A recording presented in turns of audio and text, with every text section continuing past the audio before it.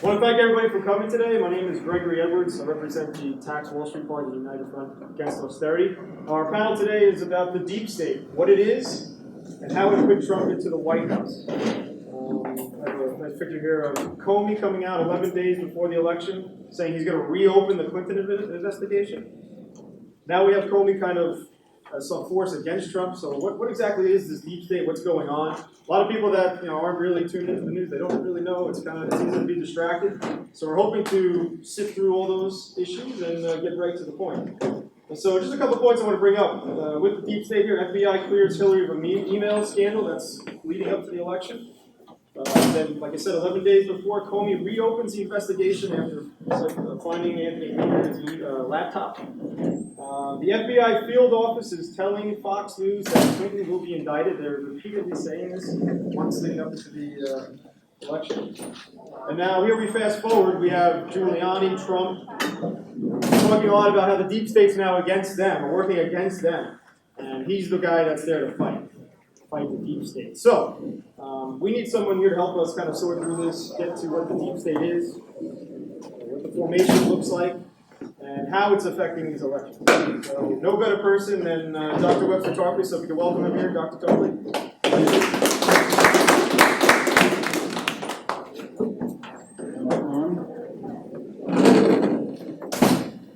You need the light on to speak.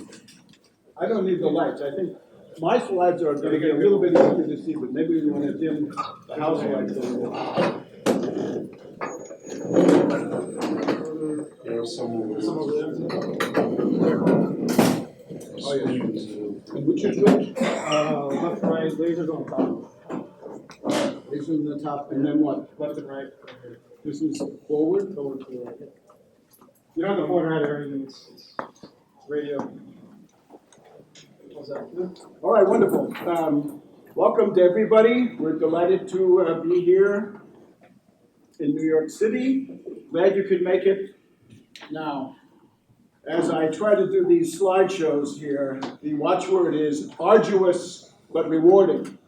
Arduous but rewarding. Invest some energy and personal capital in this, and I think you'll be well requited. So our topic is the deep state. I was in the subway on Thursday, and what do I see? A big poster about a TV program called The Deep State. The deep state is everywhere. So you want to function in this environment, you've got to know what the deep state is. Well, you've come to the right place. Now, we have to remember the question of gaslighting. The famous movie about how an evil husband drove his wife crazy by orchestrating the situation around her. And it is by now a cliche that the current tenant of the White House, the tenant of the Oval, the dotard of Pennsylvania Avenue, sometimes we just call him Boss Tweet.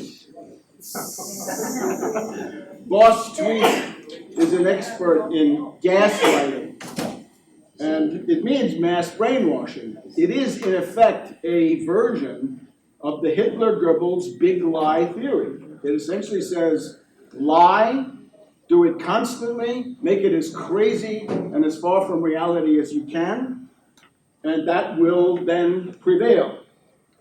The current line coming from Fox News, Rush Limbaugh, right-wingers, but also from the White House briefing, that there's a deep state coup d'etat against our hero in the White House, and they're enemies of the people. Now, the reality, the baseline for everybody, is that the FBI concealed the existence of a criminal investigation of Trump until after the election. That's the basics.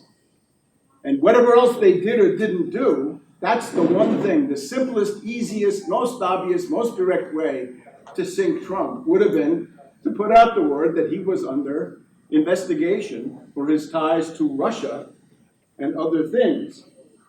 They didn't do that.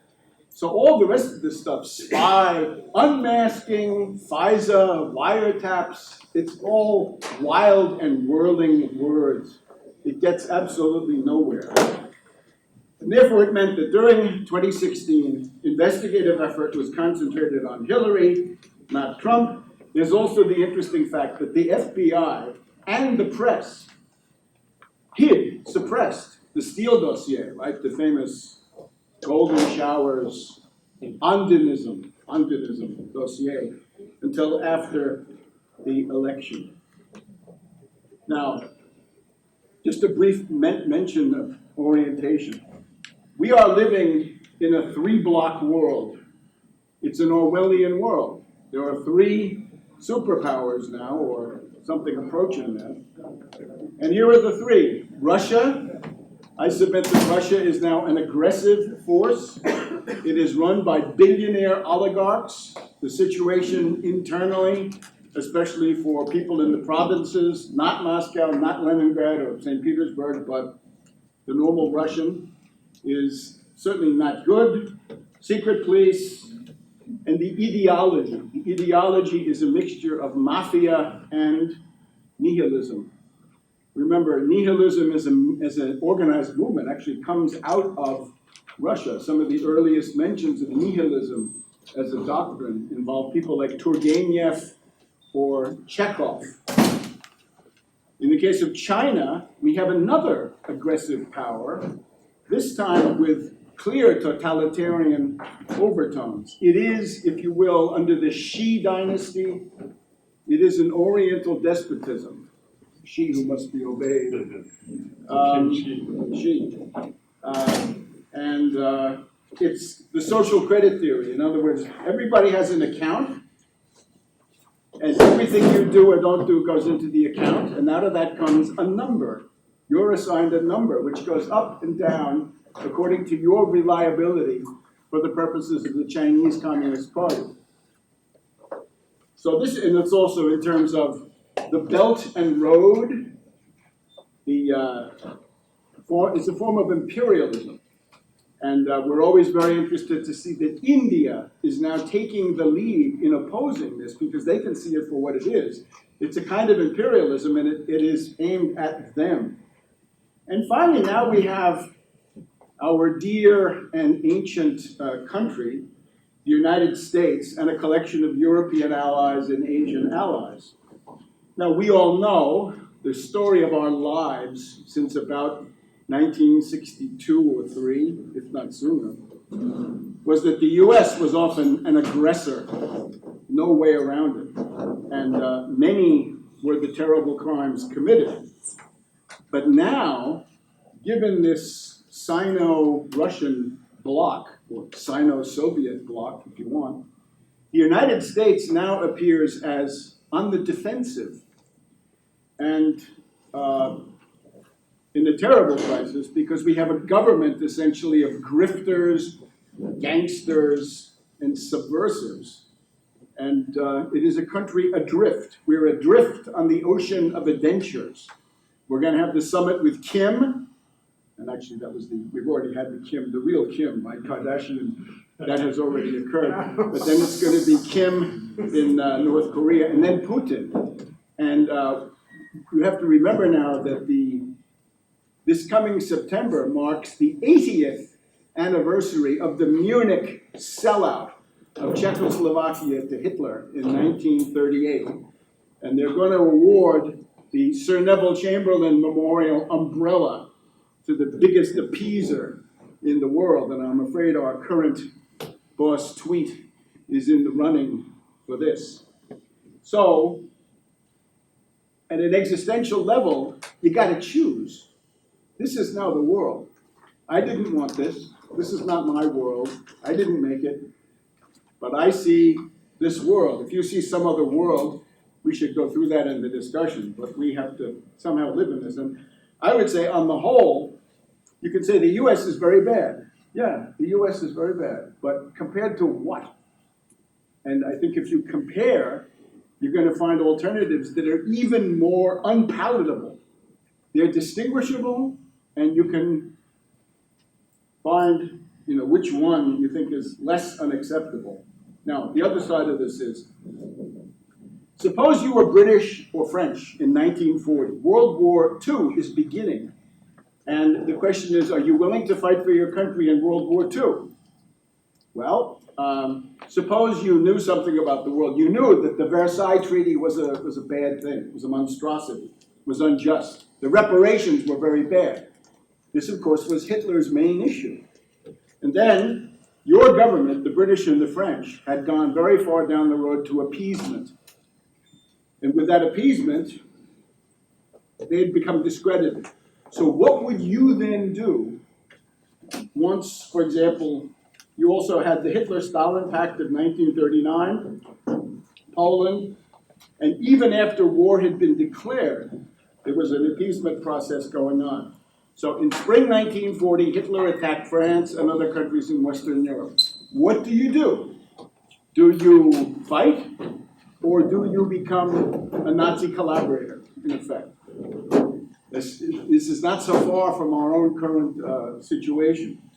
You could say, well, Hitler is an aggressor, but then he's been wrong, right? The Versailles Treaty was really bad, and Germany was humiliated. And if he wants to take the Rhineland and take Austria and take the Sudetenland of Czechoslovakia, those are all Germans, so what's wrong with that? Now, of course, Poland is a different story.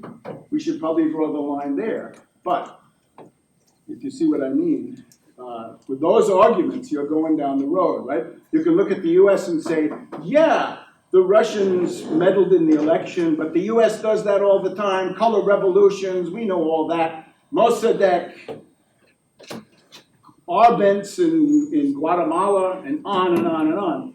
And you can make a wonderful argument that essentially gets you off the hook in terms of where we are now.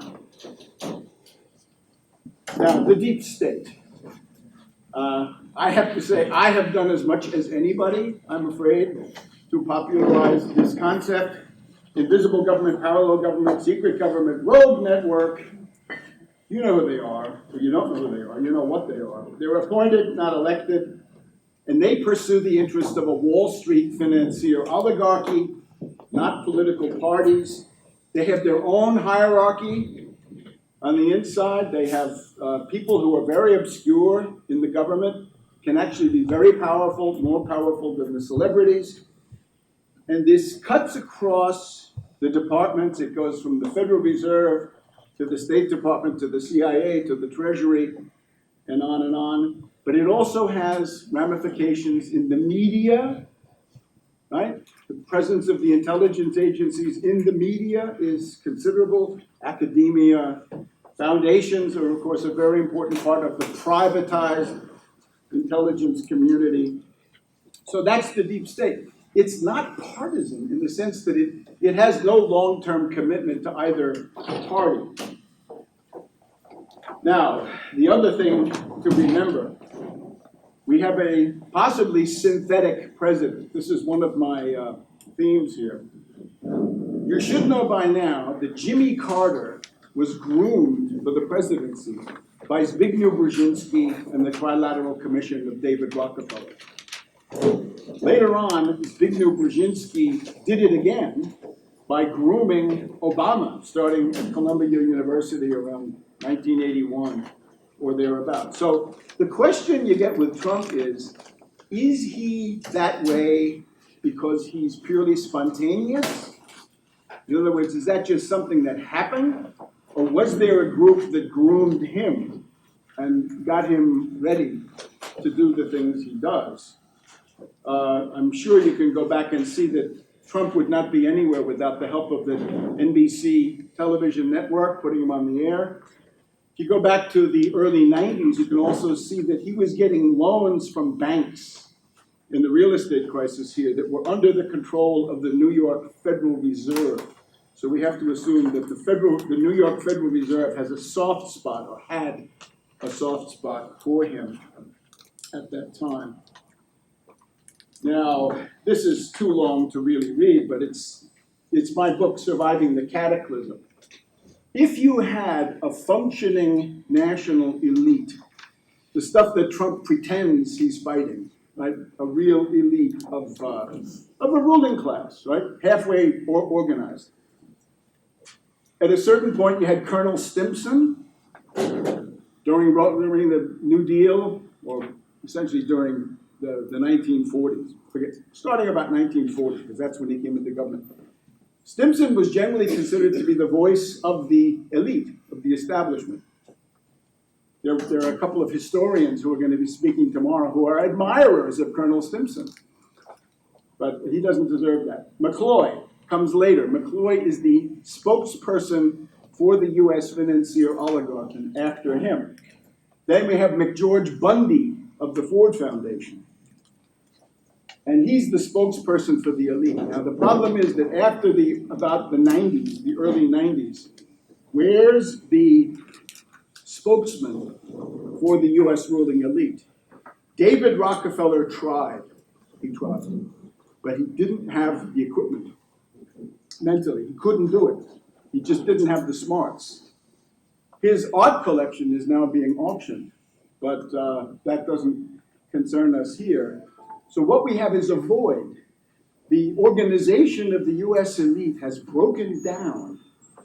This is maybe not necessarily a good thing, because if there were an elite, there might have been a chance for the elite to say no to somebody like Trump.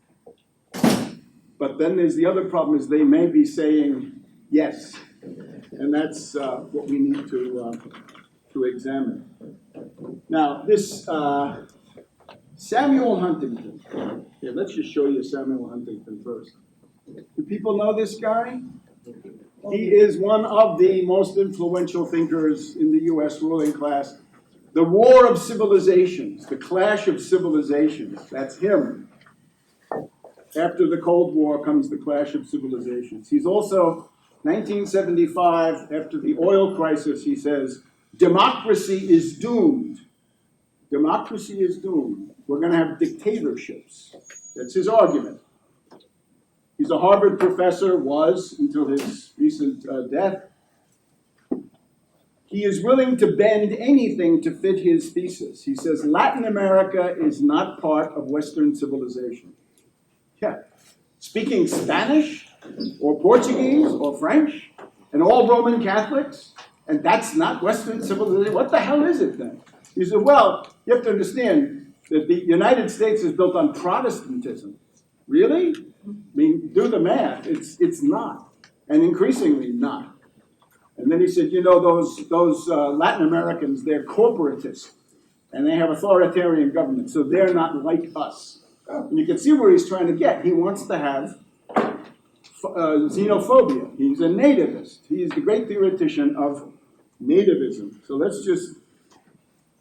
The thing that I've found is we have this book by Samuel Huntington. His last big book is called Who Are We? Who Are We? And you could say, well, I'm an American. We have the Constitution. We have the Declaration of Independence. We've had the Revolutionary War, the Civil War, Lincoln, and the 13th, 14th, and 15th Amendment, and so forth. And he says, no. None of that counts. None of that counts. Tell us who you are ethnically. Ethnically. I have to tell you, my own experience is the first government that ever asked me for my ethnic nationality was the Soviet Union in the mid-'60s. Like, you want a visa? I said, well, what's your nationality? I put American. They said, no.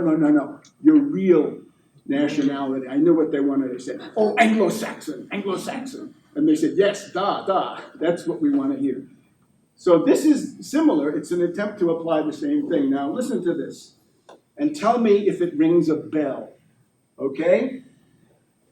So he's talking, there's going to be a crisis, right? We're going to be in crisis. He's correctly predicted that there would be a crisis around 2020, between the second and third decades of this century.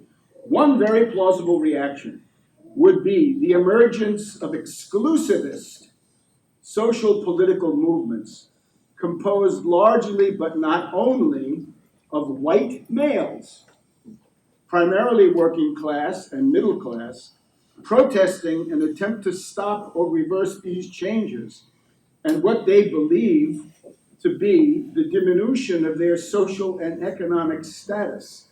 their loss of jobs to immigrants and to foreign countries, the perversion of their culture, the displacement of their language, the erosion or even evaporation of the historical identity of their country.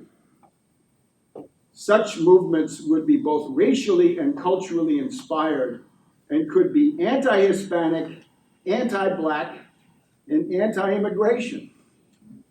It sounds like the current regime in a nutshell, doesn't it? Yeah.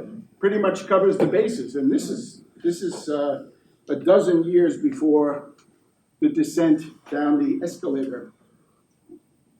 So there he is. Now, what kind of politician might flourish in such a world? Well, it could be dominated by unstable, personalistic leaders with blatant corruption, arbitrary infringement on the rights and liberties of citizens, declining standards of bureaucratic efficiency. I think of DeVos or Pruitt or people like this. The pervasive alienation of urban political groups, like when the cities don't like the regime, the loss of authority by legislatures and courts, the fragmentation and possible disintegration of broadly based political parties. Sounds like he had a pretty good idea of what might occur. And therefore, to sum this up, there it is.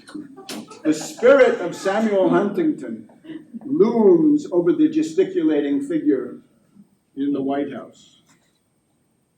Now, the thesis here is that there is a deep state. Don't listen to those guys on cable television when they say, of course, deep state. There's no deep state. Yeah, there is a deep state. But it supported Trump. And that is the tale. That is really the center of it. So we're talking about FBI and Comey and McCabe, I think at different times. The New York Times, believe it or not, now anti-Trump, but before the election, decisively pro-Trump at decisive moments. The corporate media, who gave Trump $5.6 billion of earned media, as much as everybody else put together. I'm very concerned by the behavior of Susan Rice at the National Security Council. If somebody was supposed to protect national security by maintaining the integrity of the election, shouldn't that have been the National Security Council? I think so. And then, of course, these Republicans, Mitch McConnell, and what have you. Now, here's my starting point.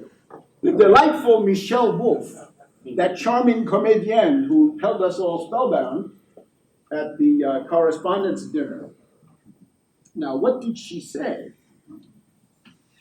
Speaking to the press corps, she said to them, "You guys are obsessed with Trump. He helped you sell your papers and your books and your TV. And above all, you helped create this monster." They helped create him. The failing New York Times, the Bezos Washington Post, CNN, the lowest of the low, on and on and on. Those, nevertheless, are the things that put him into power. And he's working overtime to gaslight you so that you think those are his enemies? No, it's just wrong. And now you're profiting off of it. So here's Media Quant. They're finding $5.6 billion. They call it used to be free media, earned media. Free earned media. And it's everything. This is internet, all sorts of stuff. It's more than Hillary, Bernie, Cruz, Ryan, and Rubio put together. The New York Times helpfully pointed out that $2 billion of free media had been lavished on Trump up until almost the end of the primaries, the middle of March. Now, to be a flack, especially in Washington, right? We have flacks. A flack is a press agent, and where they work is called a flackerie, a flackerie. So the New York Times at critical moments has functioned as the flackerie of Trump. And this is, how did this email scandal begin? Where did this come from? Why was it public? It was an investigation of Trump, not public. The But with Hillary, it was public. Why? Because the New York Times revealed it. Now, do you detect a pattern here? Remember Whitewater, the great scandal of our time? Whitewater revealed by the New York Times in 1992. Do you remember Judith Miller and her incisive stories on Saddam Hussein's weapons of mass destruction? This is another example. So here's the story broken by the New York Times. The Wall Street Journal immediately said, wait a minute, her personal email was instituted before the rules were changed, and that happened last year, so after she left office. And we have Kurt Eichenwald, you know this guy, writes for Newsweek. He has epilepsy, and the Trump people wanted to provoke an epileptic fit, and they did. They sent him a pattern which provoked an epileptic crisis for this guy, a seizure. And he points out, Hillary Clinton's email gate is a fake scandal, Newsweek in March of 2015. This is the previous year. Then, in July, we have Matt Apuzzo and Michael Schmidt of the New York Times, who appear on cable TV today as the heroes of democracy. Except they're the ones who were pushing this scandal. And this was, as you'll see, they claimed that it was two inspectors general, one guy from the intelligence community, one guy from the State Department, saying Hillary Clinton has to be probed. And they called that a criminal referral. These sources then retracted, and they said it was a security referral, meaning a difference about what should be classified and what not. So the result was the FBI started an investigation, which was kept secret, confidential. But to the eye of the public, it looked like the investigation of Hillary Clinton was coming from the inspectors general, like these guys who are relatively thought to be independent, not just the FBI. And therefore, the public could never understand what was happening. There was a confusion fomented. And then, as a result, you know, this became the main issue of the 2016 election, was Hillary Clinton's email. This created a structural dynamic to the benefit of Trump. We had the lock her up. What was the lock her up? Lock her up because of her emails and classified information. Drain the swamp, same thing. The case of Petraeus, on and on. This got to be so bad by about the summer of 2016, the Washington Post, it's amazing, the Washington Post looks relatively better than the New York Times on these issues. The Washington Post put out an editorial saying, this email scandal is out of control. It was after the Matt Lauer interviews on this aircraft carrier here. Of course, there were other servers. There were reports of a server that went from Trump Tower to Alpha Bank in Moscow that got no attention. It was all on Hillary Clinton. Now, the other thing is Bernie Sanders correctly said, we're not interested in your damned emails, right, in one of the debates. Hillary, that is true. Bernie, it's true, but it doesn't go far enough. The answer from Bernie should have been, we don't care, but the Republicans are going to use this to defeat you, therefore you must quit the race. Because you're going to go down in flames, because you have created this vulnerability for yourself. But that, of course, is not what Bernie did. So that's my summary of this whole first part. You used to see these things in the subway, all the young people probably never seen them. But I got my job through the New York Times, that's it. Of course, the failing New York Times. There he is. Now, we also have to congratulate the alt-left. They're represented in various panels. When Bannon was the vice president of Cambridge Analytica, what did he do? According to Christopher Wiley, a real whistleblower from Cambridge Analytica, Bannon was trying to foment cultural warfare and suppressed the black vote in 2016. And he has just testified to all that. I would also remember Lyudmila Savchuk, who was an employee of the Internet Research Agency in Moscow, who quit her job and told everything to the Western press.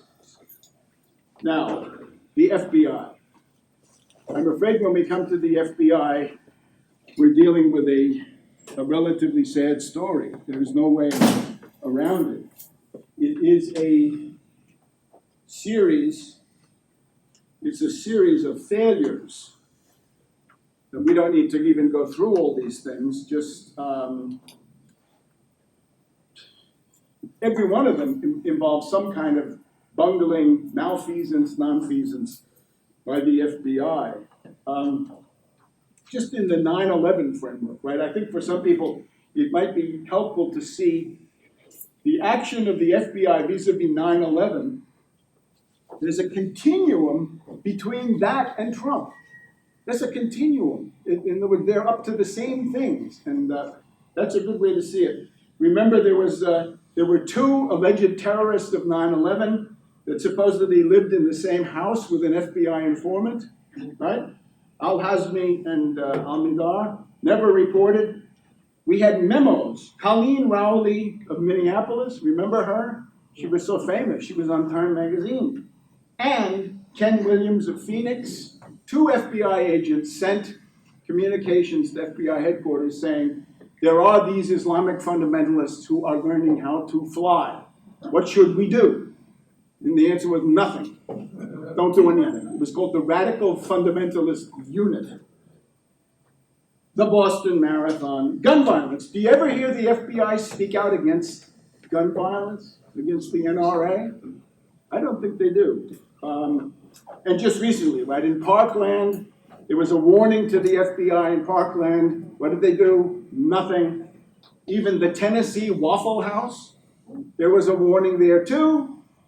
What did they do? Nothing. So this is not so great. Now, in the case of Comey, we're reading here from his biography, he set up what amounts to a Get Clinton task force. Now, obviously, we're not trying to get sympathy for Mrs. Clinton. We have none to give. But it's interesting to compare what was done. In the case of Comey, he created this thing called mid-year exam with McCabe in it. And one of the things they wanted to do was to seize the laptops of Hillary's lawyers. So this, in the past couple of weeks, we had a hue and cry. Attorney-client privilege is dead. Yeah, but what about the previous time with Hillary? Comey is always telling you he's worried about the reputation of the FBI. And this is the cover for everything. I'm afraid the FBI's reputation will suffer. It would allow partisans to argue that the Clinton campaign, through Loretta Lynch, stopped the investigation of these wonderful emails. So with Comey, it's the dictatorship of virtue. And in effect, the FBI is a state within a state. Now, this leads to this famous press conference of July 5th, when he says, we're not going to investigate anymore, but they were careless, they were sloppy, they did all this stuff. One of the things he says he acted on was a report which was a piece of Russian fake news, a propaganda forgery that said Loretta Lynch is going to sabotage this investigation. So Comey said, oh, I'll go out there and make the announcement myself, and that'll get her, Loretta Lynch, off the picture. So he said he feared Russian propaganda that he would not be able to answer. All right, so at least at this point, he has closed the investigation. Now, we can't go through this stuff, but Russian meddling, yeah, there is Russian meddling. There has been Russian meddling, big-time Russian meddling. And the funny thing is, you'd think that Russia would have learned. I've done this the previous year here. Stalin helped put Hitler into power. Stalin helped to put Hitler into power. He thought that he would wreck the West, which of course he did. but then he went on to wreck even more. This was the Comintern, the Communist International, which said, if you're a social democrat or a trade unionist, you're a social fascist. And therefore, we're going to fight you. So they say the main enemy is the social democrats and the unions, not the Nazis. So they would not cooperate against the Nazis, kind of what we're seeing around us. And this led then to Hitler and the Nazi Party as a minority seizing power in 1933. And again, after that comes the Hitler-Stalin Pact from August of 1939 until June of 1941. That's what ran Europe. Now the meddling, the strategy for meddling, this is a matter of public record, right? This is not made up, this is not sources. This is a publication called Military Industrial Courier of Russia, and it's written by the Russian Chief of Staff, Gerasimov. So here we're talking about the Gerasimov Doctrine, otherwise known as hybrid warfare or information warfare. What you want to do is to paralyze your enemy using protest potential in the population, disaffected, disgruntled groups. You want to weaponize political divisions, and then you have hybrid warfare, which includes contactless actions. So in other words, no killing, not kinetic, but all in the realm of propaganda, phone taps, and so forth. This was tested out in Estonia in 2007, and against the U.S. Central Command, interestingly, in 2008. Now, the Obama administration, this is another sad story, and on the surface it looks like weakness, fecklessness, fear, always taking counsel of fears, fearing public opinion, fearing that they're going to accuse you of being partisan. They ignored many, many warnings. According to Isikoff and Korn, right, these two journalists you may know, Michael Isikoff and David Korn, it's called Russian Roulette. It's one of my sources here. In 2014, they got word from a secret source, high level in the Kremlin, access to the inner circle. And he says, the Kremlin is planning the biggest yet campaign of cyber attacks, information warfare, propaganda, social media to destroy NATO and the EU. And they've included these people like these scurrilous, racist, nativist people like Marine Le Pen and so forth. They also have a report, a GRU officer in the spring of 2016 says, Russia is going to have a major attack on Hillary, and the goal is to cause chaos in the US. Now here's a very interesting one. This is Krutskich. Krutskich. He is the cyber czar for the czar. He's the cyber czar for Putin. And he speaks, this is a public speech, although this version of it comes through David Ignatius of the Washington Post. Anyway, the guy says, I'll summarize it. You think we're living in 2016? No. We're living in 1949, the year the Russians set off their first atomic bomb. And the general idea is, before we had the atomic bomb, the Americans wouldn't take us seriously. We got no respect. But as soon as we got the atomic bomb, they took us seriously, and we were equals. We are now on the verge of having something in the information arena which will allow us to talk to the Americans as equals. And then he goes even further. If we're weak, we have to compromise. But if we become strong, we can dictate to the West from a position of power. Now dictate. This is not equals. This is now dictating. That's the Gerasimov and Krutskich doctrine. Now, Trump was always very loud that he had no contacts with Russia. Now this is a list, and you don't even want to go through all of them, right? these are mostly oligarchs, right? Agalarov, Vexelberg, Deripaska, Firtash, Ribolovlev. Ribolovlev is the guy that Trump sold his house to for this profit of 40 or 50 million dollars. Akhmatov, Abramovich, friendly to his daughters and so forth. Sechin is the head of this huge oil company. Dvorkovich, deputy prime minister. And of course, Vyeselnitskaya. Do we all know her? She's the one who says, I am informant of Yuri Chaika, the chief state prosecutor, basically saying, I am a serving demon of the Grand Inquisitor of Russia. That's her. So these,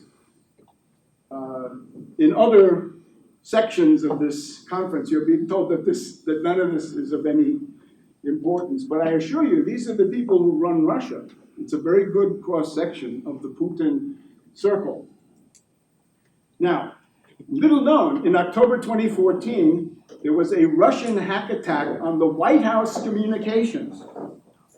It spread into the State Department. It spread into the Postal Service. And the various people in the White House, Chief of Staff McDonough, Lisa Monaco, and some others, said the only thing we can do is to take the existing White House computer system and junk it, scuttle it, burn it down, and get a completely new one.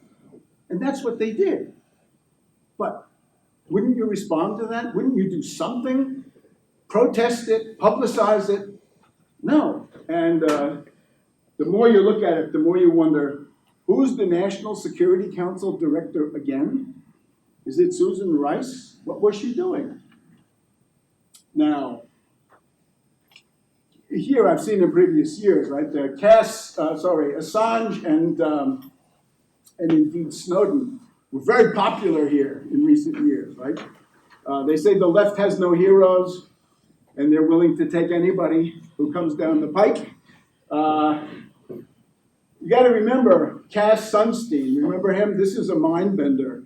This guy is, he's the one who said, there are these extremist groups that have conspiracy theories, including 9/11, and therefore we should have cognitive infiltration. And then later on, this same guy comes forward and says, in another article, this is 2007, he says, we're going to have a great new group. It's going to be Assange and WikiLeaks. And the way he introduces them, he says, they're going to be attacking China. But it looked like they got retooled. So that's where it comes from, Brave New Wiki World. And then you remember Snowden, very interesting thing. Christmas Eve 2013, pick up the paper and it says, interview with Snowden. And he says, I'm still working for the United States. How does he mean that? I'm just trying to plant this idea that these people, you're in the wilderness of mirrors. They're not necessarily what they pretend to be. Do we get the idea? Now, what we have then is the hacking of the Democratic National Committee. Now, I certainly believe this happened. In other sections, you're being told it never happened, right? That it couldn't be because of the speed of computers. Anyway, the trick here is the FBI pretended to tell the Democratic National Committee that they were being hacked. You see here, September 2015. What do? You'd think they say, the Democratic National Committee, it's a big deal, there's an election, right? Send a high FBI official to the Democratic National Committee and tell them, you are being hacked and let's work together. Instead, they have a phone call from a low-level guy at the FBI to the help desk at the DNC saying, is that the help desk? You're being hacked. He said, I can't find it. And then he says, was that a prank call? Or, at this point, the FBI is attacking the Clinton campaign. So they say, is the FBI going to be attacking us too? They have to find out. Now, this is in the background as the Chinese are attacking the Office of Personnel Management, stealing a bunch of records. So you really wonder, was that the best they could do? And then it goes on, October, November, January, it's always these phone calls at the very low levels, and it doesn't get anywhere. Finally, the FBI finally shows up at the Clinton headquarters here in Brooklyn, and the campaign manager, Mook, thinks it's a raid. He thinks they're coming to get him. He doesn't want to talk to them, so he hides. This is the climate that we have. Finally, in June, in other words, 9 months almost after the first approach, there's finally a meeting of a top official of the Democrats with the FBI. And he says, we told you this 7 months ago. What do you mean? Who did you tell? Oh, the leadership. Well, she's the leader at this point. And then there's Wasserman Schultz. So notice, this is really important. We've had some spectacles lately. We had the VIPs, the Veteran Intelligence Professionals for Sanity, telling us that the only way was from inside the Democratic National Committee. At this point, the Democrats say to the FBI guy, our private firm CrowdStrike is telling us that this was a hack by Russia. And the FBI says, yes, it's a hack by Russia. They're right. So then they say, can you please say that in public? No. And out of that comes Seth Rich and all that stuff about how, oh, it couldn't have been the Russians. The FBI could have said, yeah, that was the Russians. They said, oh, that's above my pay grade. So this is not serious, right? And a lot of this is from Isikoff and Korn. So all of this stuff becomes public in June of 2016. Guccifer is officially identified recently as the GRU, the Russian Military Intelligence. But we're just told in another panel that Guccifer is the cover name for Brennan, the head of the CIA, which I think this is just absurd, right? This is the theater of the absurd. It's the GRU, and it comes through Fancy Bear and Cozy Bear. Those are the two online personas, and they have a lot, right? What do you want? Cyber Caliphate? Anonymous Poland? You name it. They've attacked the German parliament, France, Channel 5, the Pentagon, Norway, and the Dutch. This is going on in the world. And then we get the Steele dossier. Now, the Steele dossier, 35 pages. When I saw it, I said to myself, this is, without being able to confirm things that are in it, this is the form in which intelligence comes into the world, yes. And lots of parts of the Steele dossier have been confirmed, although not the most salacious part, right? The undenism, which is the term for that stuff that they write about. Anyway, Steele is a British intelligence veteran to be taken seriously, I would say. He gives the FBI in London on July 5th, same day as Comey, gives him a copy of the dossier as far as he's got it at this point, because he's writing installments. The FBI guy, Gaita, reads it with shock and horror. But there's no official investigation until the end of the month. And that is after Trump has come out and said, Russia, if you're listening, I want the other 30,000 copies of Hillary's emails, and if you give them, the American press will reward you richly. Remember? So they suppress this and sit on it for a long time. Now, Steele came to the US in 2016. He briefed a bunch of people. The New York Times was briefed, published nothing. New Yorker briefed, published nothing. You don't think it's newsworthy if a top expert in Russian intelligence from British MI6, like James Bond, in effect, if he comes and says the Russians are attacking the US election, isn't that newsworthy? What more do you need? That's a story in itself. You don't have to verify everything.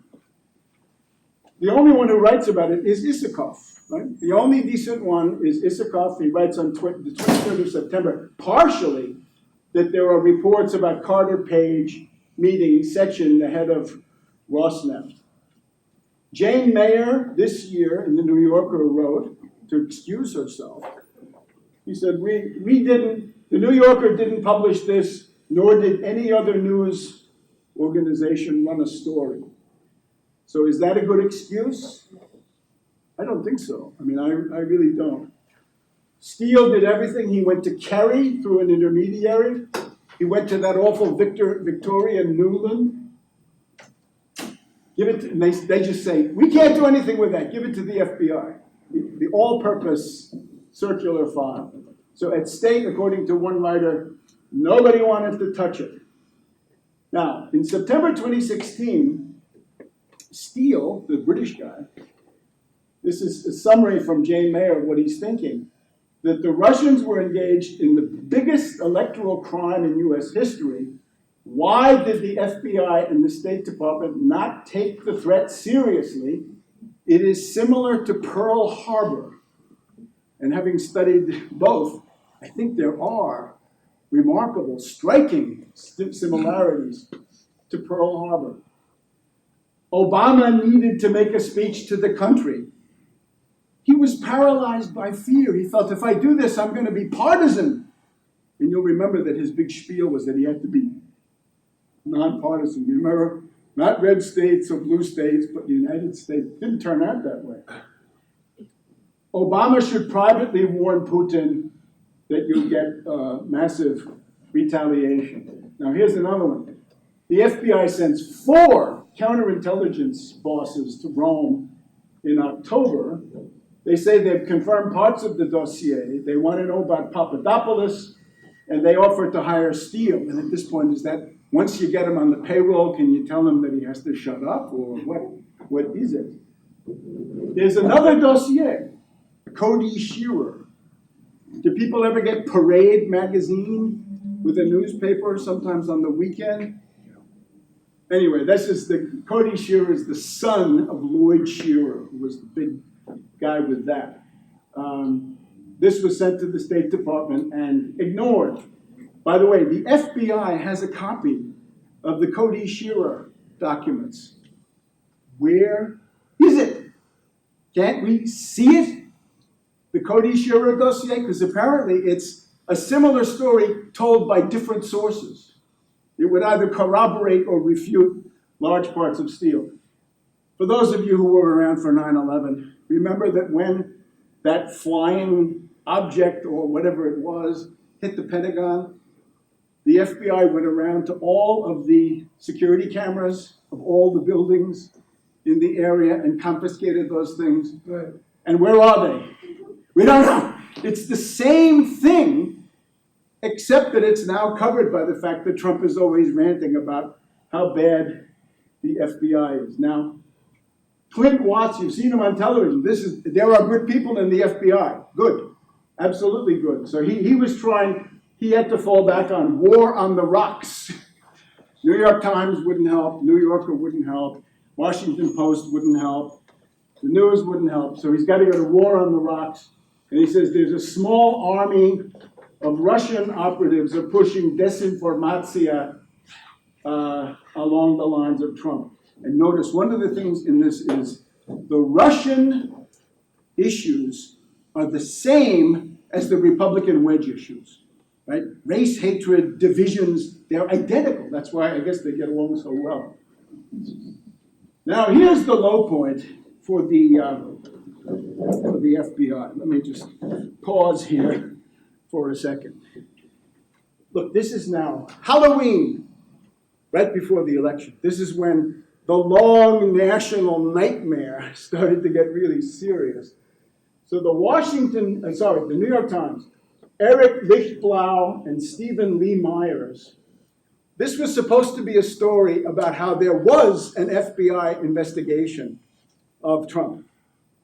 They were going to reveal it. And in some ways they do, but in a way that half people can't understand. So for much of the summer, the FBI has pursued a widening investigation into a Russian role in the American presidential campaign. Wouldn't you want to put that in the headline? FBI investigates Trump and Russia? That might have had some effect on the election, but no. So law enforcement officials, so this is the FBI sources, this is probably Comey and McCabe, we don't know. They say none of the investigations has found any conclusive or direct link between Trump and the Russian government. Even the hacking of the Democratic emails was aimed at disrupting the election rather than electing Trump. Now, isn't this more or less what Trump has been saying ever since? Had no effect on the election, no collusion, witch hunt. That's the New York Times. That was your last chance right before the election. So some of the heroes of democracy should do some explaining, I would say. Make a note of that. That's one hell of a Halloween thing. Now, my argument is that the FBI helped Trump. I hope this is not a shocking thing. And of course, a lot of these people are getting the comeuppance because how does Trump thank you? If you serve Trump, what does he do? In the back, right? And that's what he does. So don't work for Trump. He gives you the Roman reward. Don't work for Trump. You'll regret it. If you have a reputation and you go to work for Trump, the reputation will be gone. So the Guardian, we can't go through all the details. We don't have the time. But the Guardian of London says this is right before the famous Comey letter of the 28th of October, right? Reopening the investigation, that the people in the FBI, especially the Giuliani networks in the New York City FBI field office, hate Hillary, they want to get rid of her, and they want to leak. And there's a chaotic internal climate. They didn't like Comey letting her off in July. They want to stop that. The FBI is Trumpland, says one current agent to this British paper. They say that Clinton is the Antichrist personified, and they are pro-Trump. It's true. Now, the FBI, 83% white and getting whiter every day. Why is this? This is not the tendency of American life. It doesn't look like the country, right? It's somehow, it's an outlier. They're 20% are women, all right? But many of these are reactionaries, right, of the whole crew. So 4.4% are black, compared to 12% of the US population. Doesn't this seem strange? It's down from 6.5% 10 years ago.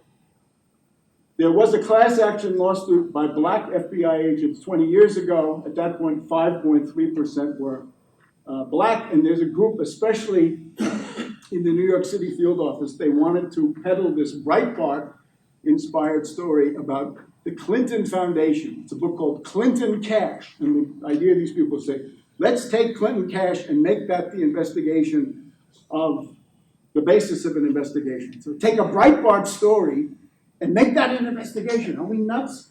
No, but that's what it was. So the existence of the Steele dossier, again, not the New York Times, not the Washington Post. It's David Korn, the other side of the Isikoff-Korn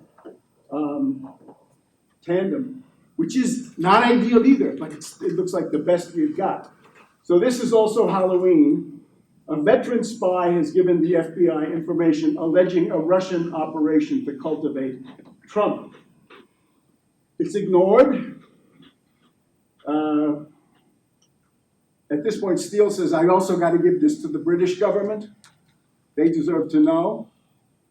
And he sends a copy to McCain, who was visibly shocked. But even McCain didn't come out and say before the election, look, there's this dossier.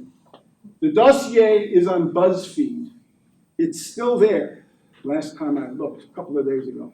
So if you've never read that, go to BuzzFeed and read it. They ran risks, and I think they're getting sued still. But there it is. And Steele, the thanks that Steele got from the United States was he had to go underground. Now, where did the original FBI investigation come from? According to the London Guardian, once again, notice they seem to be doing better over there, huh? Takes the foreigners to help us out. There are 7 countries warning the US saying, watch out, Americans, Trump and the Russians are they're hobnobbing like crazy, right? They're having illicit relations all over the place. The first is the General Communications Headquarters, GCHQ, of the British. It's called Cheltenham. It's written Cheltenham, but they say Cheltenham. So Cheltenham reported this in 2015. Yes, 2015. That should have been enough. I mean, that's the British, right? James Bond says. Then comes Australia. This has turned out, right? This is Downer. Papadopoulos is drunk and tells him the Russians have the dirt on Hillary. So that's the second. But then, Netherlands, France, Germany, Poland, and Estonia report these contacts. The Netherlands claimed that they had hacked into a security camera inside one of the Russian intelligence buildings, and they could give you the face of the Russian agent who was doing some of this stuff.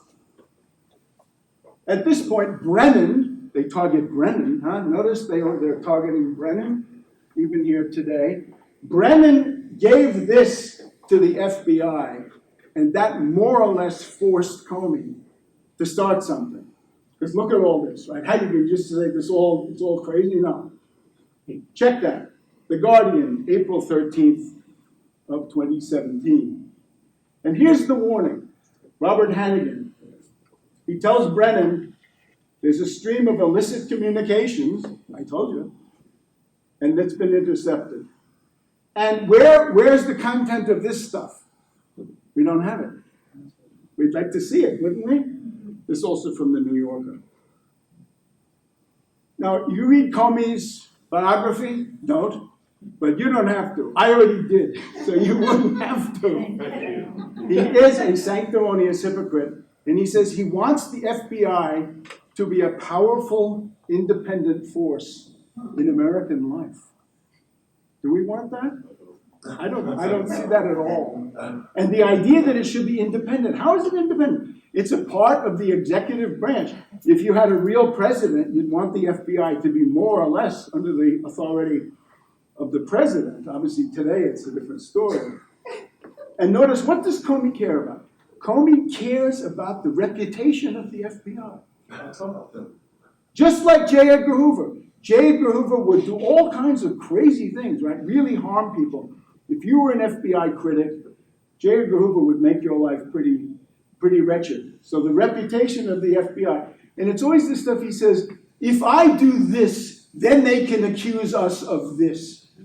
And half the time it's crazy. And they're going to accuse you anyway, right? If there's the alt-right crazies, they're going to accuse you no matter what you do. So this is a sad story. The Kingmaker.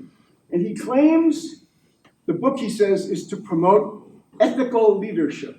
Ethical. I don't see it. His heritage, whether he likes it, is he did virtually nothing to stop the Russian meddling in 2016, and he helped Trump, the candidate favored by the Kremlin. The FBI always says, well, we're two things. We build cases for prosecutions, and we do counterintelligence. And you'd say, well, here's a terrorist, arrest him. Oh, no, can't do it. We got to wait and see where he goes and build the case. We say, wait a minute, what about counterterrorism? Well, we have these two competing mandates.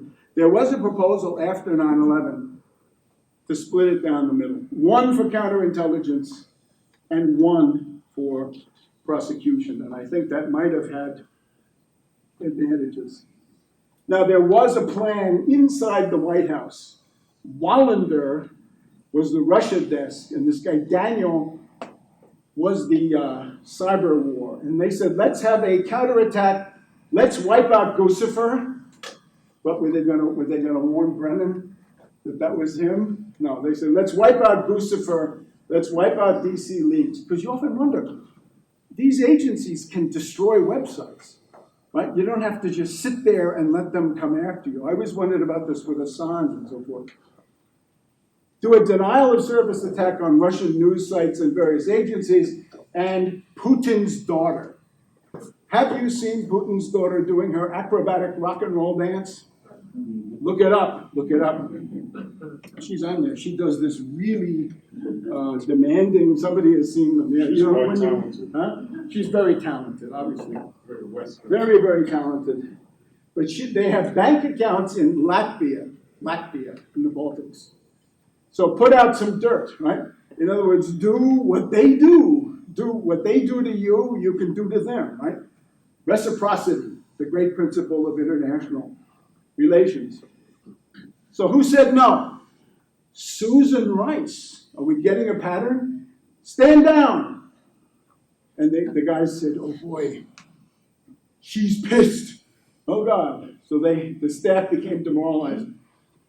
And Obama refused to act. Now again, Obama, not the most energetic, but I think the combination of Susan Rice with Obama, this is what did it.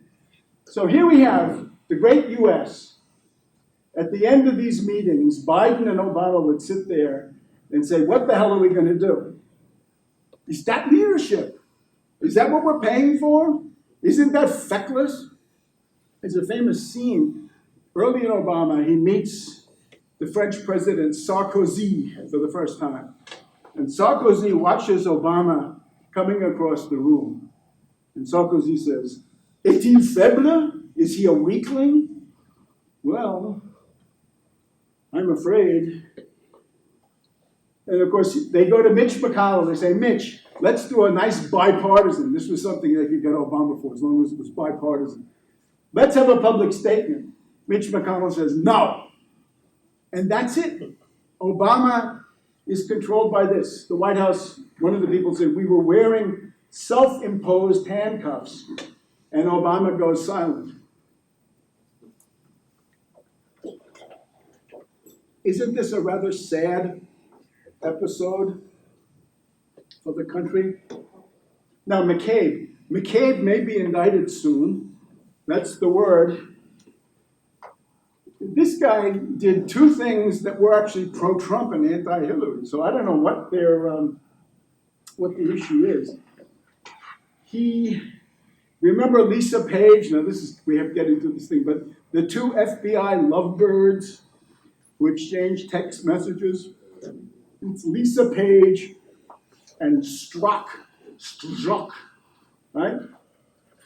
So this guy, McCabe, says to his lawyer, Lisa Page, leak to the Wall Street Journal that we want to probe the Clinton Foundation. And the PADAG is the Principal Associate Deputy Attorney General. So anyway, the point about this leak is, it's a leak about an investigation of the Clinton Foundation, which is a way to leak that there is an investigation of the Clinton Foundation, which is damaging, right? This was in July. All right.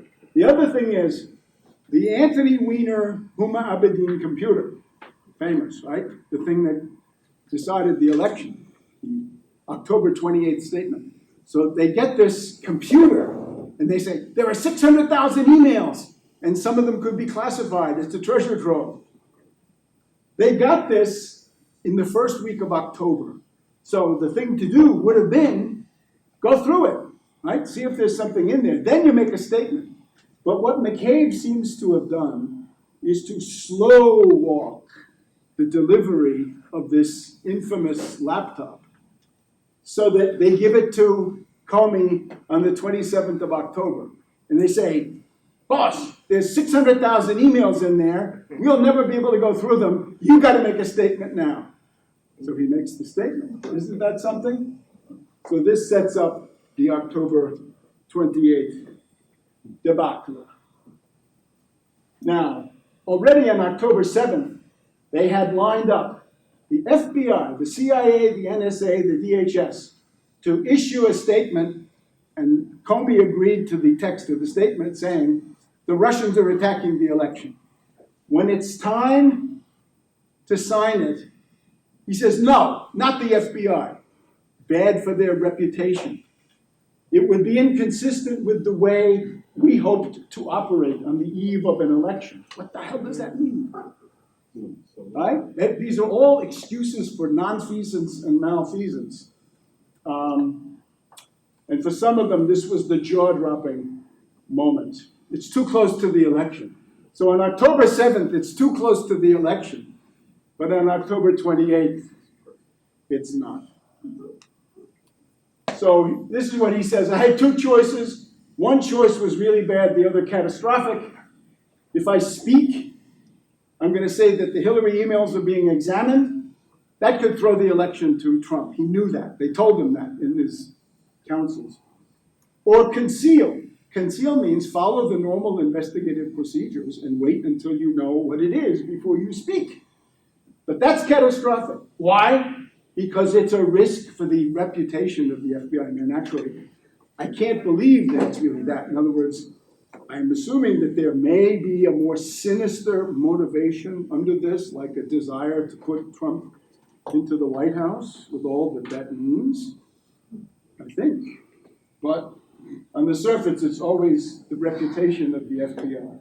So on October 28th, the day of destiny, Comey says we have a new investigation, sends it to Chaffetz, the witch hunter in chief, left over from Benghazi, and of course, Lois Lerner, remember her?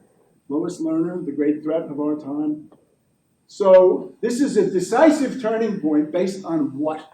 Based on nothing except the will to do it. Now, what did Steele think? Steele saw all this. It's quite interesting. So here's an intelligence pro he's worked with the FBI. He worked with them on the soccer scandals and other scandals. He says, there's something happening at the FBI we didn't understand. There may be some political maneuvering or improper influence, and it's going to be covered up. This is what he tells Glenn Simpson of Fusion GPS. So this is congressional testimony. Now, if I tell you the New York City FBI field office is revolting, I hope that's not a surprise. It's called a renegade outpost. It leaks like a sieve. There's a clique in there, as we said, who want the Clinton Foundation to be officially investigated. There's a guy called Kallstrom, whose name pops up. He's a Fox News commentator. He says he doesn't like the Clinton crime family. He used to be the head of this field office. According to Vanity Fair, the FBI complains that the failure to prosecute Hillary was a slap in the face to the integrity of the FBI. What about, is there no national interest? Isn't there something beyond just the FBI? Anyway, stab in the back, disgusted, says a writer for Vanity Fair. The Daily Mail of London, again, the foreigners have a clearer view. They say this is essentially a mutiny inside the FBI against Hillary, but mainly pro-Trump. So he's getting resignation letters, his wife urging him to admit that he was wrong. Wait a minute. In his recent series of interviews, doesn't he say that his wife wanted Hillary to win? Am I wrong? Am I crazy? You're right. No, I'm right. So what is this? He jumped at... This is why Comey, as soon as he got the Humabedin Wiener laptop, jumped at the chance to reopen the Hillary investigation. Daily Mail says he could no longer resist the mounting pressure by mutinous agents. And he jumped at this excuse. Now, this is just a pause. Remember Reality Winner? She was an Air Force veteran. She knew Persian, diaries. She knew different languages of Afghanistan. And the story is that she had a story that she found in documents that Russia had been hacking state election boards. And she was arrested a year ago, March. She's still in jail, and the trial is in October. And this has to do with this thing called The Intercept, and their role is somewhat murky. But there's a person who has been silenced, and I wanted to, since we're here, say something that she should be out, she should be free, but she should be given a fair trial.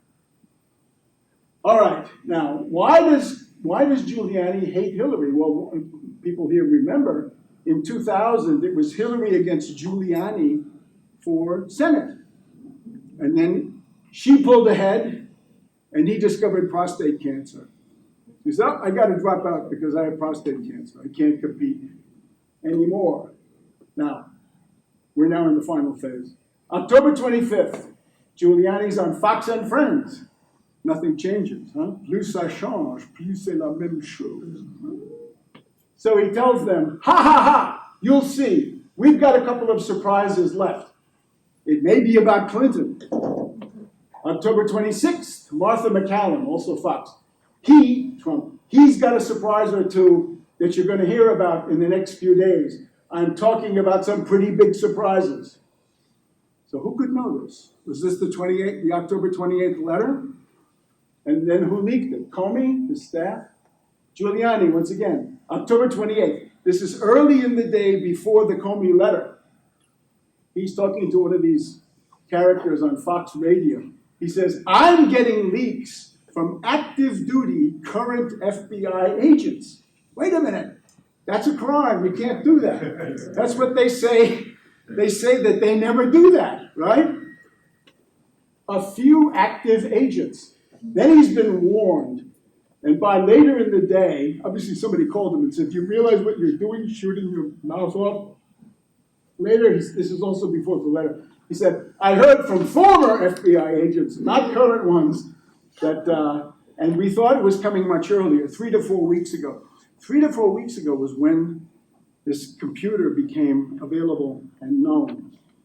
So that was the laptop. On the eve of the vote, November 4th, they asked him on Fox News, had you heard about this Comey thing coming? He said, did I hear about it? You're darn right I heard about it. I can't even repeat the language that I heard from those former FBI agents. On November 4th, CNN, he said, I never got any warning. So he's changing. It's like today, right? It's the same MO. I never got any warning. I had no contacts to active duty FBI in the last 10 months. So Salon.com, lucidly, goes where the gray lady and the democracy dies in darkness, Washington Post do not go. Giuliani is now openly boasting that the Trump campaign got advance notice of James Comey's letter. The Trump campaign is not even bothering to hide its ties to the FBI, but it's Sophia Hesped. And then the FBI has this thing called the vault, the records vault, and if they have FOIA material, right, Freedom of Information Act material, they can put it there. So they come up right on the eve of the vote. They come up with stuff about Bill Clinton and Mark Rich. Right, this is now a pardon for an international plutocrat and fugitive. So the question then was, are they going to publish the records of Trump's housing discrimination in Queens at the same time? No. There were protests. Senator Harry Reid, the Democratic senator, right? He said, look, Comey, you have violated the Hatch Act. You've used the federal office to interfere in an election. We also had Congressman Meeks saying the FBI is covering up for Trump. They both say, Comey, we know you have stuff on Trump. We know you're probing Trump. Say so. And he won't do it. Now, the last item.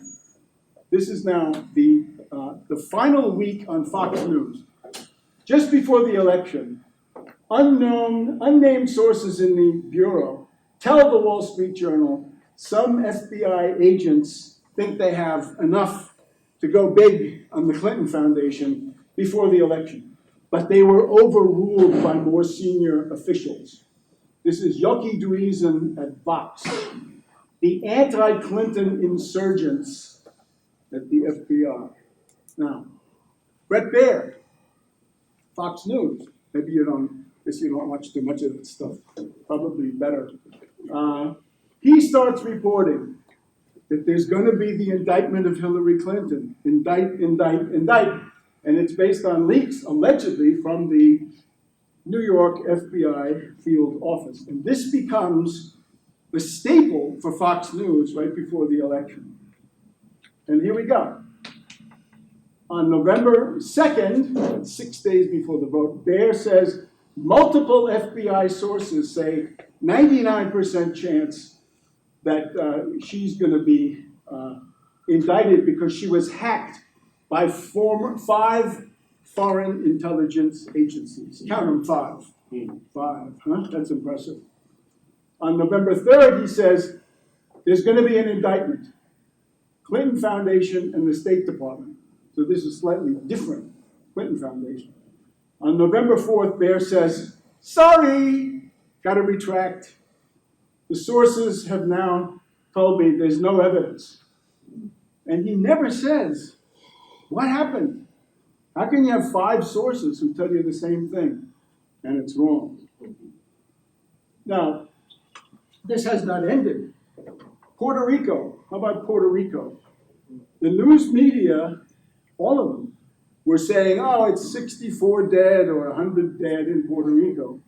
It turns out now it's 4,650 dead. It's going to hit 5,000, one would guess.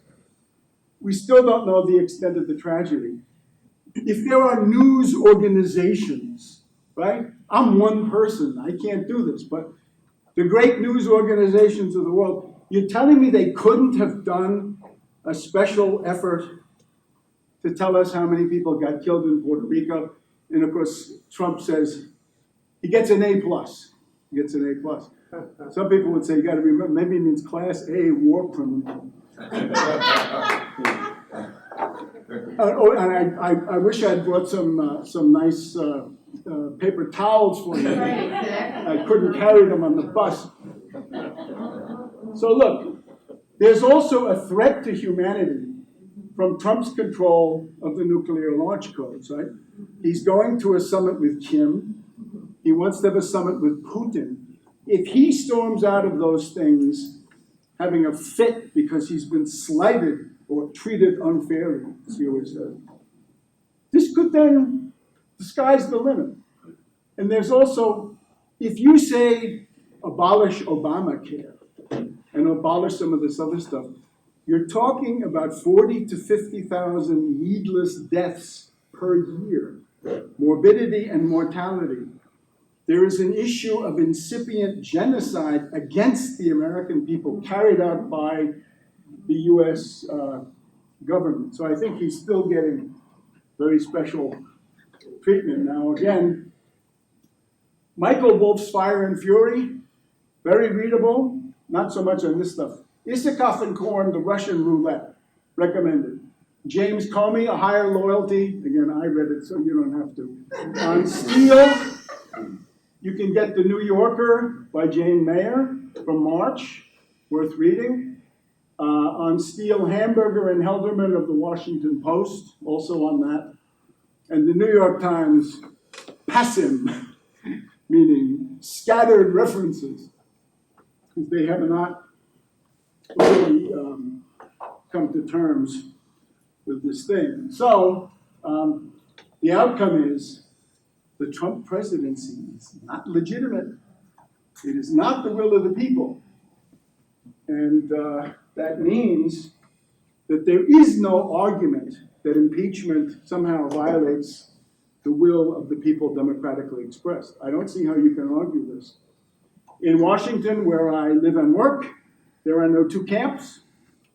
The impeachment camp is the softies. Impeach Trump, softies. The hardliners are indict. And the model is Spiro Agnew. Spiro Agnew, 1973 already. The vice president, he's constitutionally practically indistinguishable from the president. And Agnew said to the prosecutors, "You can't indict me, you can only impeach me." And they said, "The hell we can't," and they did. And it went all the way up to the Supreme Court, and he was indicted. He was forced to accept a plea deal so that he could get out of it. The other news we have is that there's a lawyer from California, I think, who says he believes, or possible, that there already may be sealed indictments of Trump and others that have been deposited at the federal courts, probably in Washington, but maybe not, other places too. And that in the case of the firing of Mueller, those would then pass under the control of the judges. And I've been writing about that for some months. I've called that the doomsday machine. In other words, if you know the Dr. Strangelove movie, there's the doomsday machine. You just have to make sure that the other guy knows that it's there. So by now, I guess he doesn't know.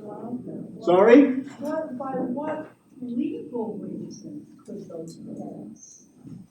Well, again, if you fire the prosecutor, he ceases to exist. The indictments are then sealed, and they're from the grand jury, and they're in the hands of the federal. So in other words, they're ready to go. Yes, in other words, they're signed, sealed, and delivered, and the only thing is, normally they wait and say, "Please unseal the indictments, Your Honor." So that's quite possibly there. So all of this, and then the response to that within 24 hours is, "I want to have a summit with Putin." So this is a very grave and very dangerous situation. It is not over. The outcome is not decided. The November election is not decided. It could go very badly. The Democratic Party and its leaders, I'm afraid, Mrs. Pelosi is not an effective leader and could very easily lead the entire thing into a debacle. But there are some people who stand out. I wanted to say something nice about Congressman Al Green of Texas, who has put in the first impeachment memoranda, resolutions, and he's gotten about 1/3 of the Democratic caucus to vote for impeachment. So that's something. Whether you talk about impeachment or not is a matter of your district. If you're here in Manhattan, you probably want to talk about it, right? If you're in Mississippi, then probably less. But think about your district, and then with this, we're getting into our second panel. Right after this, there's going to be another one at 4, which is the organizing process, right? The stuff that we want to do in this. But that's the story with Trump. So thank you very much for your time.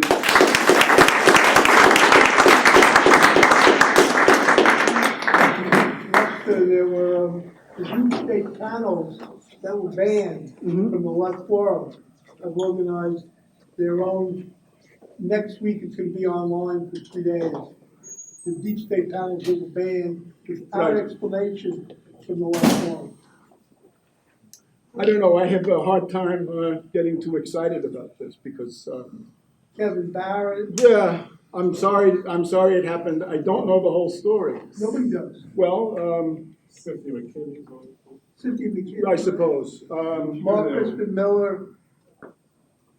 Look, That's your issue, okay? they're gonna have plenty of chance to have their say. Some of those same people are here. It's not clear to me how these decisions are made. There was an attempt to bar me last year. Imagine that. Now that would have been a real outrage. Based on what? Did they give an explanation? Yeah, there was some guy who was complaining about things he said I had done or said 5 or 10 years ago. A lot of this goes back to a very unfortunate event where a person who seems to me is probably anti-Semitic was invited to give a talk on 9/11, and then the entire radical or left-wing community in the city divided into 2 parts, and that has never subsided. Who is that person? I'm not gonna get into this stuff, right, because it's too nasty. I looked in late, but what happened to CIA counterintelligence and all of this? Well, the way the division of labor is that the CIA, I Has believe, FBI. they probably found it easier to use the warnings from these other countries. But the existence of the investigation, as far as I can see, is the handiwork of Brennan. There's a special hatred of Brennan because I think he actually did what he was supposed to do. He took the foreign reports of these contacts and then communicated that to the FBI. And I think that is that's what triggered the FBI investigation. It was Comey probably would have been delighted to dodge that. But he couldn't, because there were 7 countries plus Brennan who were saying, no, you have to look into this. So I think that's... Counterintelligence still do work on that? The CIA has its own counterintelligence, but I think this is primarily counterintelligence abroad. Whereas the FBI, the premier lead agency inside the United States for counterintelligence is the FBI. So you're stuck with that. You see what I mean? Once it comes into the country, the CIA is practically forbidden. And who knows? Thank God for MI6. Thank God for the Dutch and the Australians and all the rest of this. I mean, that's where a lot of this comes from. Yes, thank you. Regards to, you mentioned Cass Sunstein's cognitive Right. infiltration. Right. And you look at veterans, intelligence professionals for sanity, and the computer forensics on the leaked GNC emails. It almost sounds as if that people within that element you're implying or hinting that some may be actually disinformation agents. They're just not, because of the computer forensics, as far as you're not going to be able to fake that to the level that they're talking about. They say they've actually done the timing and stuff like that.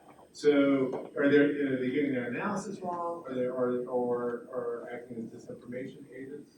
Look, I don't want to comment on this specific group or their analysis, but let me just say a couple of things. First of all, on the specifics, I would hesitate long and hard before I ever said that Russian intelligence does not have the capability to do something based on what I think the state of the art is or the existing parameters or so forth.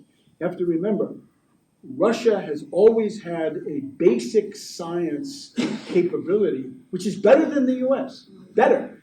The area where they fall down has generally been engineering. In other words, making that into devices and things like that, historically. But maybe they have caught up. Right? I'm sort of talking Cold War truisms. So to say, oh no, it could not have been Russian intelligence acting from afar, through delving into these computers, I would say that's just, I would exclude the main problems on the international level, right, from the Afghanistan war and especially the Iraq war, but also Syria, more recently, and Libya. I have myself visited Libya under the NATO bombing, in Syria, driving around at night on the highways, and they tell us, don't go there because there's an insurrection happening there, go some other way. I deeply sympathize with those countries, but the U.S. was attacking them. I would just say there's some point, probably during 2015, when the world situation has flipped, and the role of the U.S. as aggressor has been eclipsed by these other countries, Russia, China. For example, today, or yesterday, Secretary of State Mathis says that China is engaging in aggressive and intimidating behavior in the South China Sea. Yeah, they are. Suppose the U.S. were to say, the Gulf of Mexico belongs to us. Stay out, or pay tribute to us. Building artificial islands and all this other stuff. That is what China is doing in the South China Sea. So, out of all this comes what? Essentially, people hate the U.S. intelligence community. And I myself have regarded them very negatively at different times. But I want you to go back now to my Frenchman or Britisher in 1940, right? You may have learned to hate your own government for what they've done, right? For the lunatic Versailles Treaty and then their appeasement. You may have learned to hate your own government. You may have learned to hate various organs of your own country. But now, once your country is under attack, you've got to revise that, I believe. In other words, you've got to ask yourself again, in our three-block world, where are you going to come down in our Orwellian three-block world? That's really the fundamental question, right? Choose your standpoint in this world. And I'm afraid a lot of people, they've devoted so many decades. The last time I wholeheartedly endorsed a statement by a US president threatening another country was in the Cuban Missile Crisis. So it was October 1962. And I said to myself, I was in college, damn it, I don't want to be part of this. But if it comes to war, yes, the Soviets are the aggressors. That was the last time. There was a brief interval under Marshal Agarkov in the Soviet Union. Remember when the Soviets shot down the Korean airliner in the Far East, the KAL-7? There was a time there when you could detect in Moscow a group that said, we're collapsing, let's start a war to save ourselves from collapse, and maybe we can avoid it. But in all that time, from 1962 or 3 until now, until essentially 2015, 2016, the idea is you have to have the most profound skepticism about the motives of the US government. Yeah, because of Vietnam and Iraq and Afghanistan and Iran-Contra and all the stuff. But my thesis is something fundamental has changed. And if you want to live in this world, you got to put aside all the resentments, right? They say, yeah, we know Brennan, we hate him because of this, that, and the other thing. Yeah, okay, but again, where are you coming down? Where does that leave you in the three-block world, right? Where are you going to be in the middle of that? Russia hasn't been a socialist country for 35 years. Russia is the worst oligarchy. Russia is a bunch of fascist billionaires. And the unforgivable thing, look, Russian policy in Syria, I don't have any particular objection to this. It's unfortunate. The U.S. has chosen in Syria, we're still stuck with our pre-2015 choice of allies. Very bad, right? Essentially a bunch of, in effect, terrorists, right? Sent in by Saudi Arabia and so forth. So you have to say, well, you know, the Russians choosing to work with an existing government under Assad, a secular government, many positive things. I've been there, I wrote about it, I tried to do justice to them, because I think Assad had a lot positive to be said about it. Similarly in Libya, there was much to be said that was positive about this. But when you have a foreign country attacking the United States for the purpose of installing this regime, precisely this one, knowing what they should know and running the risk of a global catastrophe, in other words, World War III, there's no other way to put it, right? After what they did to Germany in the late 20s and 30s, at that point you have to say, I'm sorry, this is now casus belli, in effect, right? This is where you have to resist. You have to fight back. So that's my view. Something very fundamental has changed. On that, you have people who say that Donald Trump is outfoxing the deep state. He's basically doing a long flanking maneuver. And these are the Trump supporters, as far as you trying to reason with them at this point. We need to see your argumentation. I'm sorry, please say we're going to answer your question in just a minute. Oop. Please ask your question, and we'll get that, and then we can go back to the others. This nice lady has had her hand up for a while. That's right, thank you. I'm sorry. I don't mean to be rude. Don't want to be rude. The reason why I'm asking is you followed exactly what you were saying. Okay, please. What was your question, comment, or I criticism? have two things I want to say. Go First ahead. of all, this is very interesting. But there's one Thank thing. you. There's one thing. that I think follows right along. I mean, I'm sure there are many things you left out, like all of us leave out things, but the one thing that really stumped me was right before the election, when he released the photo of Anthony Weiner in bed with his son. And not a big deal was made of it, but all those voters in between the coastal states, they see this, they think pedophile, who is the husband of Hillary Clinton's closest aide, is a pedophile. I mean, who released that picture? What was that all about? I don't know. I think he did it to himself. I didn't exactly, He did it all Go by ahead, himself. please. Yeah, I mean, to me, I looked at that, I said, that's the end, you know. No, the other thing I want to say is about the Russians hacking the election. If anyone was in the last session about it. Yes, we were trying to refer to. Yeah. And they made the statement, well, they were scanning things. Okay, first of all, when a thief enters a bank vault, he doesn't scan it, he takes things. Mhm. So don't tell me the Russians were hacked the computers and scanning things. The other thing is, I was a computer programmer in the 1960s. I admit to it, okay, I'm that old. And I am far from a genius. I could have hacked into any computer at that time. Now, they're much more complex right now. But I believe every country that has any kind of technological expertise can get into any of this.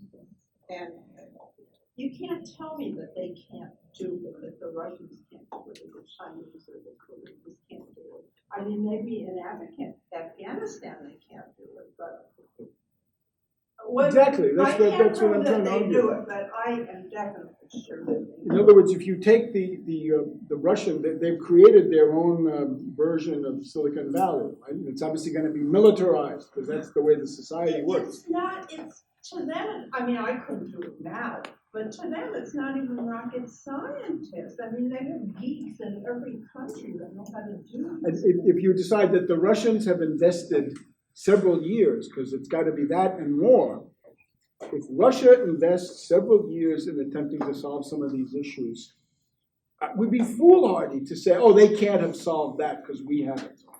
Ridiculous. Now, concerning your other thing, I got to go through this. I have a special set piece for this. The stuff about Trump is really playing three-dimensional chess. Yeah, he's playing. Okay, Yeah, okay. six-dimensional chess and how. I'll give you a version of this now. Ending that theme, but then going on. Have you ever seen the movie about Hitler in the bunker in the last 10 days? Downfall, yes. The Downfall, okay. One of the scenes is Goering, the head of the Air Force, betrays him because he wants to try to negotiate separate peace with the British or something. So Hitler goes bonkers, of course, and he says, I'm going to appoint a new head of the Air Force, the Luftwaffe. So he brings in this guy, the Chevalier of Grime, Freiherr von Grime, Ritter von Grime. So he says to, you got him? Ritter von Grime, yeah, Ritter von Grime. So he says, come on in, Grime, we're going to have a cup of tea and everything. So Hitler then says, you know, Grime, you have to realize I've been planning things. You don't think I just sit here and wait for the end, do you? I've been scheming. And he says, we're going to have a counterattack now. He says, I've lured them very far into Germany. Yeah, quite far. And the guy said, I never realized we had those reserves. And this mad dictator, the crazy guy, says, yeah, we've got Admiral Dönitz is gathering our forces in the north in Hamburg. We have Field Marshal von Kessering in Italy and Bavaria. And then he says, I myself am going to lead an army group of 3 armies from Prague and attack them in the rear. Oh, Lord. Except that he was moving divisions on the map that did not exist. This is the big danger. When you have a leadership where you say, don't say anything about Russia, or there's going to be an episode. You can't do that. And when you look at this movie, I would urge people, go see it. Bruno Ganz is one of the greatest actors in the world, the guy who does the main role. And again, it just shows you that, there's a world of fevered imagination about what goes on. And the idea of the three-dimensional chess, this is absolutely crazy. You wanted to say something. Yeah, because I know there's so many things, because I love listening to your podcast, but no one's mentioning the environmental degradation that's going on in the country. That's genocide, because we're not only killing our wildlife, destroying our lakes, our streams, our oceans, but then this, in effect, of course, will get all the humans as well. And it's amazing that nobody even talks about it. Well, it's discussed a lot, right? You have this guy Pruitt. There's a scandal against Pruitt. Mm-hmm. I was on Capitol Hill the other day. There are posters on Capitol Hill on the lamppost about Pruitt, and it says, "Want to get luxury accommodations on Capitol Hill for $50 a night?" And there's a picture of Pruitt. Pruitt shows you how. And then it's one of those things where these phone numbers are attached to the bottom of the poster. Pull those off. I mean, I think this is a big issue. Thank you for your attention. Thank you. Did you sign our sign up? Yes. Did we get you? Right here. Everybody sign in there. We got Please, keep in touch with us. Webster, are there really 3 blocks? Huh? Are there really 3 blocks? Because it seems to me like oligarchs would tend to organize. But they are. Those are the 3. They're all oligarchical at this point. They're not organized with each other, though. No, I mean, that was the Trump is an oligarch. He's talking to the Russians, so is that? I'm trying to show you that you have to begin, instead of this myth of Trump as the outsider and the maverick, Right. look at him as a long-term investment of forces in the New York banking community who have oligarch for sure. But in other words, whether this is all stuff that he makes up out of his head, or whether it's been concocted through a cookbook by Samuel Huntington and these other people, that's what I would like to. But I'm wondering if, in fact, they've connected some with the Russian oligarchs and the powerful folks in China, and now they're playing games with the rest of them. Well, what you see is the people in the U.S., the actual deep state, right, the real invisible government, are acting together with Putin. And I think some of it has to do with dictatorship. One of the things with Huntington, in 1975, I remember this, when we had the oil crisis, Huntington comes out and says, democracy is dead, there can be no more democracy. I think if Huntington spoke for anybody, he must have been speaking for people in the U.S. banking establishment who said, we're going to need something much more dictatorial. And one way to get to it is what we see. See what I mean? Yeah, what I'm saying is, working with Russia, they're working together. Right. Okay. So are there really 3 blocks, or is there 1? There are 3. No, I think there are 3. I think there are. Because they also compete with each other and cannibalize each other when they can. Inevitably, but some people said, well, if you have the Hitler-Stalin pact, it means they've merged. They can't merge. They couldn't merge. How did the Russian oligarchs get created? I mean, the U.S. created them. So, and they're not hooked up, and they're not part of that system. Let's get one more question. Yeah, please. I don't know, I think because we're on the level, we fall into this trap, we all know better. But that's the question. Why didn't Obama reveal to the American people that the Russians had hacked the voting rolls and stuff before the election? And then say, it's your reclaim, you don't want to be partisan. I mean, the truth is, I think everyone in this room pretty much believes he too is installed into the state. Well, I tried to show that. That was I was not sympathetic to Obama when he came on the scene, precisely because of this thing with Zbigniew Brzezinski and the trilateral Kirsten. I wrote a book about this. I wrote 2 books about Obama in his first year. Yes, but in other words, once you're president, if you're a person of some intelligence and some humanity, I think Obama was these things, you begin to take on a certain autonomy. In other words, the big problem with Obama was serving Wall Street at the beginning of his presidency. In other words, he capitulated to Wall Street. He could have done real reform like Franklin D. Roosevelt. On the night of that inauguration, I did a comparison, it's on the internet somewhere, between Roosevelt's first inaugural, 1933, and Obama's first inaugural, 2009. And you can see Roosevelt says, the Wall Street forces have essentially failed us. And Obama says, we have not done the right things. We need to, you see the difference? Because Roosevelt was them and Obama was we. There was a meeting of bankers in the White House once and Obama said to them, I'm the only thing standing between you and the pitchforks.